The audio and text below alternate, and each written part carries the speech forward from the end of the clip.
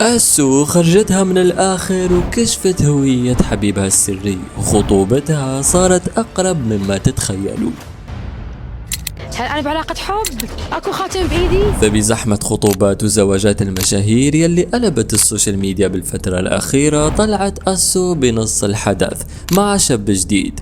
ظهورهم المتكرر مع بعض، الصور والفيديوهات المشتركة وحتى لحظاتهم العفوية كلها خلت هالإشاعات تولع. في شي أكيد بينهم، ولزيادة الطين بلة سفرتهم مع بعض للعراق ومشاركة عبد الله بكل لحظة بهالرحلة، وحتى لما رافقها بحفل الإيمي غالا وقت تكريمها بجائزة نجمة الليلة.